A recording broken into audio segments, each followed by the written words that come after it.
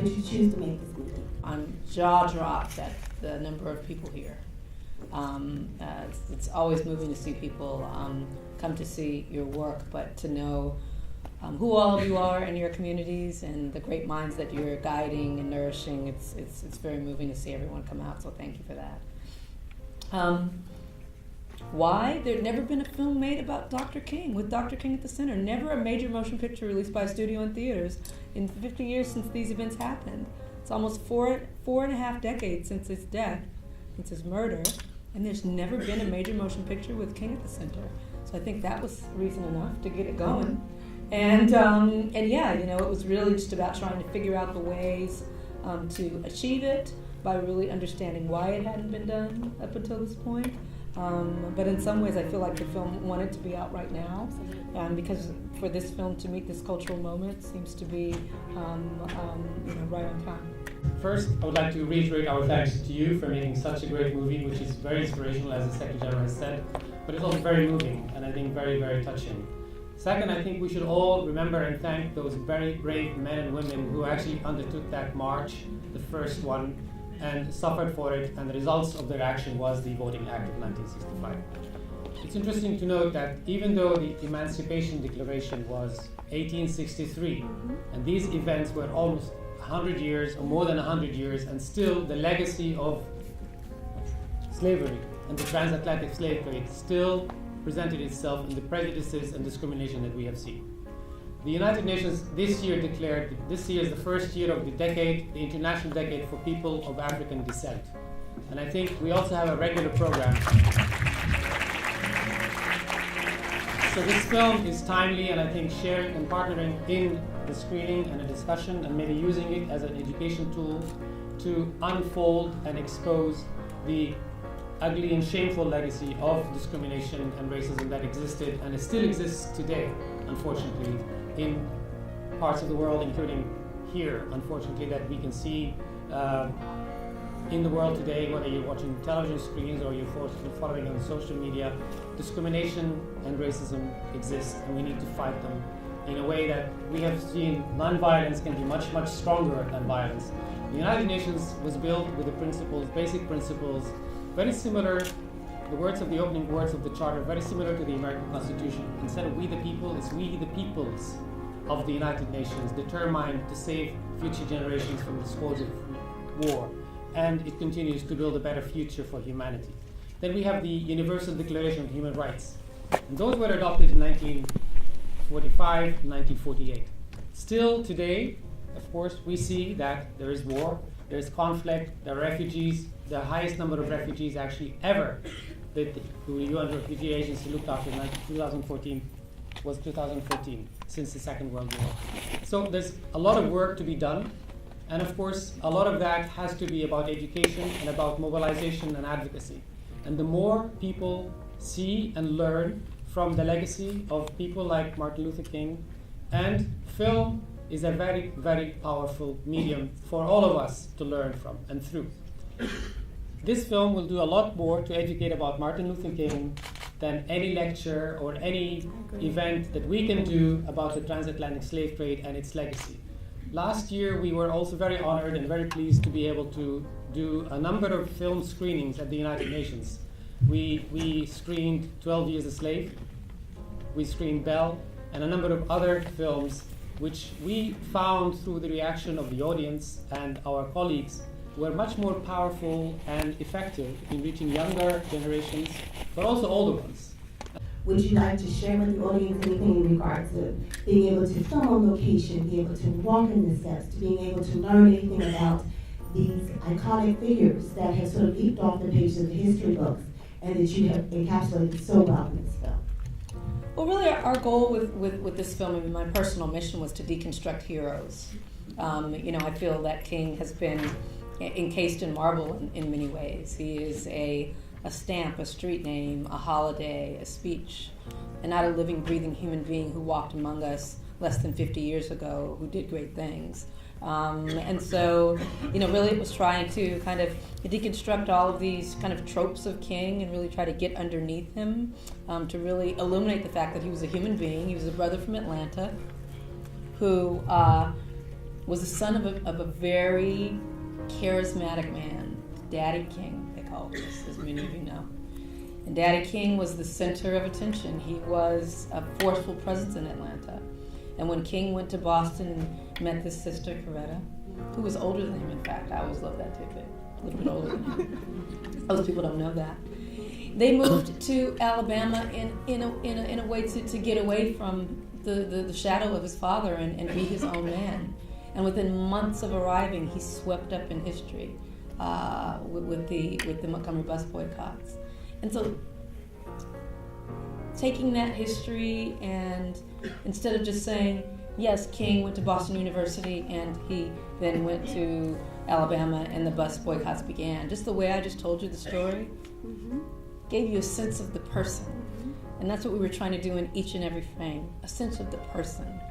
Because I think if you see King as a man and not a myth and not a mountaintop speech and not all of the things that we've constructed about him, if you see him as a man, and it allows his greatness to be closer to us and let us feel that we can touch that greatness and be that great.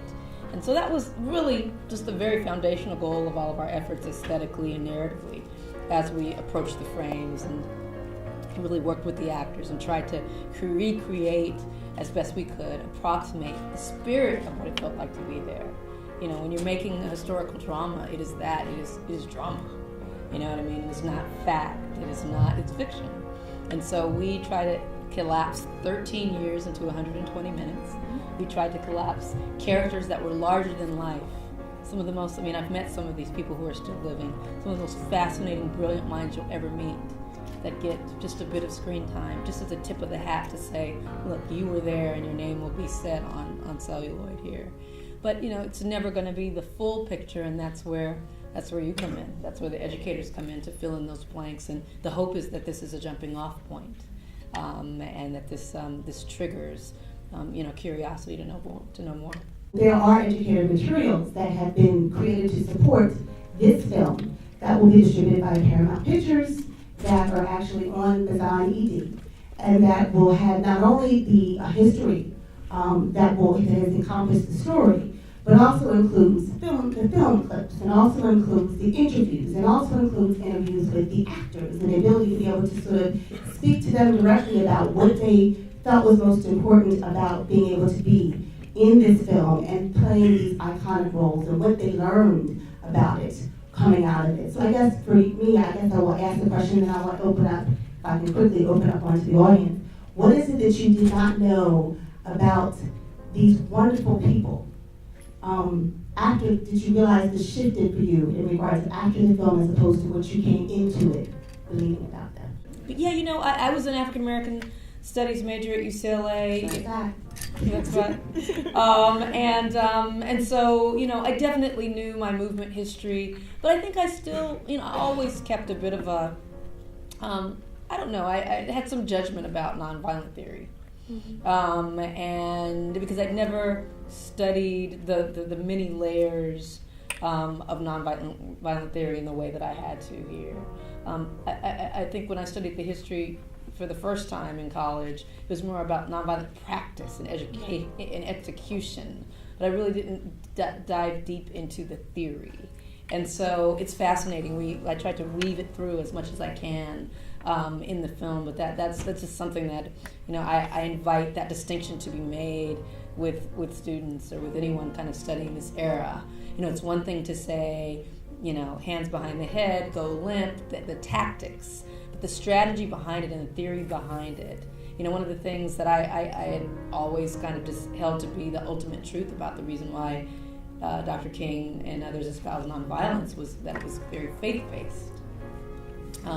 They were Christian, and so you don't hit back, and that's just such a reduction of the reasons why so many different people, folks who were not people of faith, why they embraced nonviolent theory. And so that distinction was one of the gifts of exploring and researching this, and something that I'm really excited for people to delve into.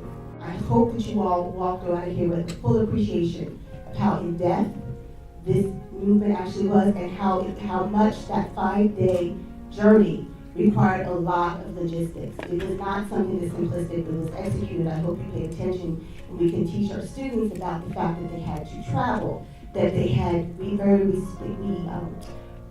restrictive parameters about where they could travel, how many people could travel, what group they could travel, where they could stay. These movements that are sort of just linchpined and quickly, discussed on the page of our history book have entire logistical movements of sheer brilliance that most people do not really understand or have not delved back into history. And I think we did very well with being able to display that. But this was not something that just was sort of a willy-nilly, let's just go down there and march across the bridge. Well, I think that's exactly right, and the big thing about it is that there was strategy. You were talking about execution, and that was, the brilliant stories about that we weren't able to include. But just the strategy, the idea that they all are, in the living room, talking about what to do next, and the different ideas that, and this was not a monolithic group.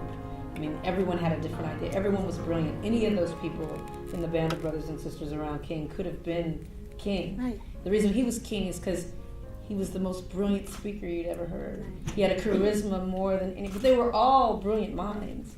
And so the idea that that this was a strategic endeavor, and that it was approached with like in a war room of sorts, but the war was with their own bodies, and to giving that up for the movement. Those are some ideas that I think have, as I've traveled around the country, have surprised people. I think in some ways we think, oh, they marched, they just stepped out on the street and started marching. Not really thinking about, just the tactical effort that it was. I guess I was blessed because in watching that movie, I saw people that I knew that I worked with. As a matter of fact, having started the civil rights movement as a teenager, I was fortunate in ending up being the national chairman of the youth and college chapters of the NAACP, and in 1956 was at a convention and met Dr. Martin Luther King Jr. when he was came to speak to the NAACP. He was 26 years old. It was his first time ever being able to speak before the NAACP, and as a teaching tool again. Dr. King was not welcomed by the older leaders of the civil rights movement at that time. As a matter of fact, in California at the convention, they said that you were not going to speak here. The older one said it. And so we had a youth movement, the college chapter, college members of the NAACP got together and told Roy Wilkins and others that if Dr. King doesn't speak here, then no one else can speak here. That was one of our first movements, and Dr. King spoke it. And when I watched your movie, I saw people like Barry Rustin, whom I worked with, I met, and people like that. Dr. King, who I had great fortune of meeting, and it's a tool for me because it was mentioned that I was the author of the Amistad legislation in New Jersey, which required that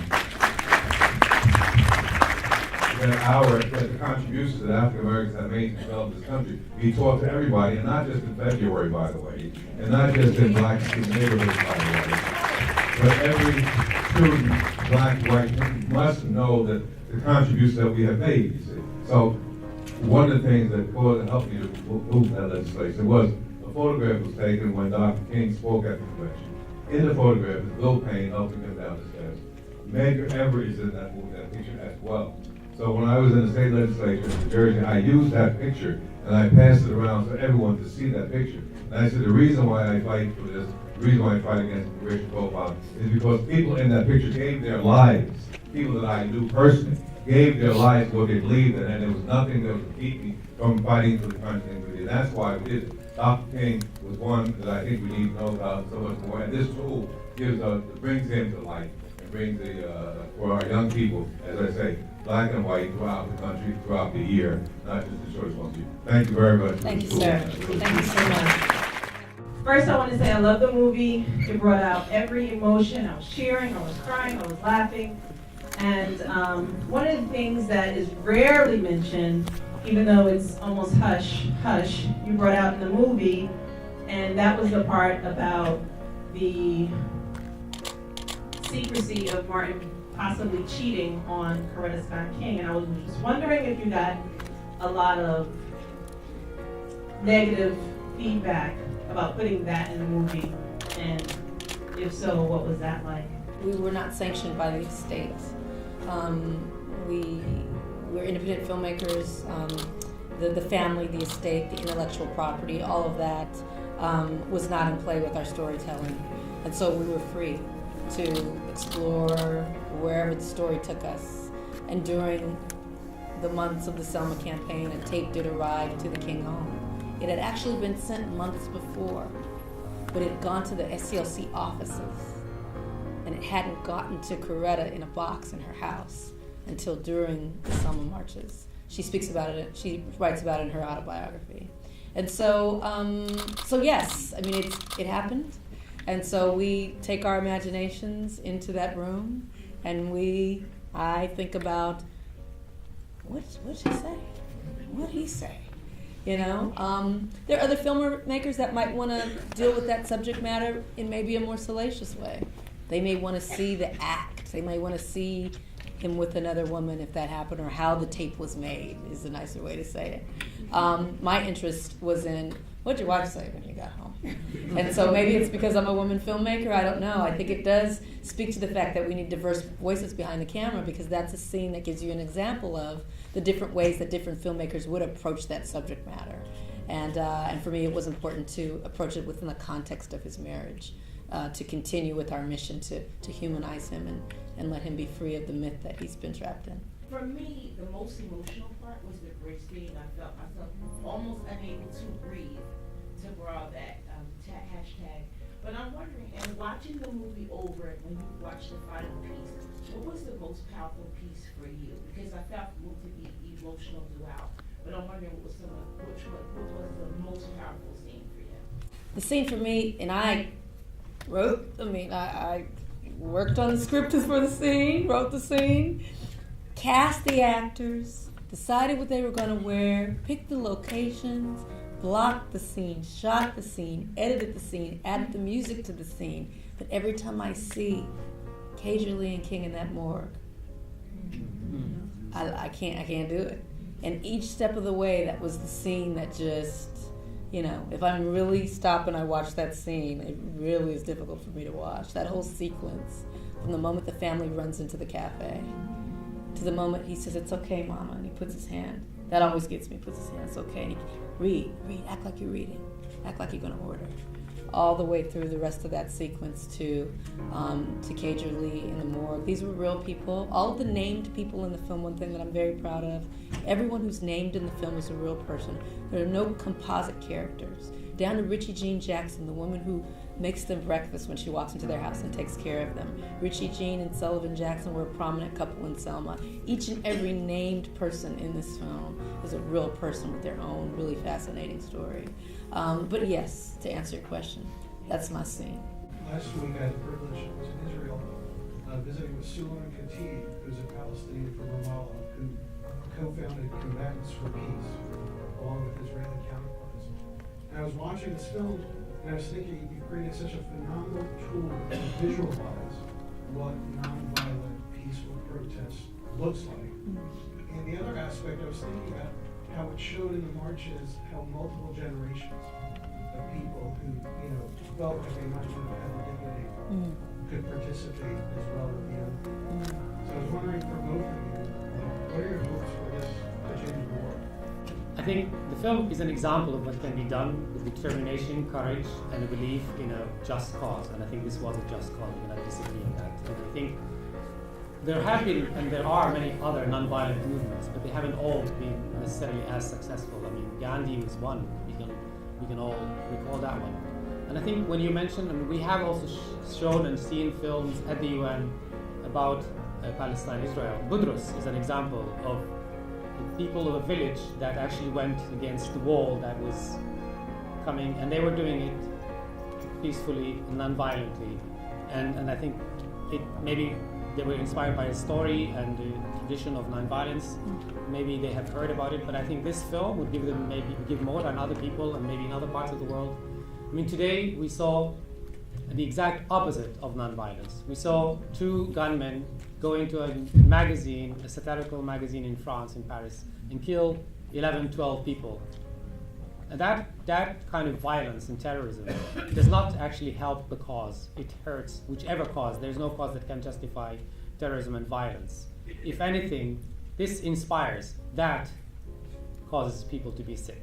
And I think that can change, hopefully will change people's perspective of what can be achieved through violence or nonviolence.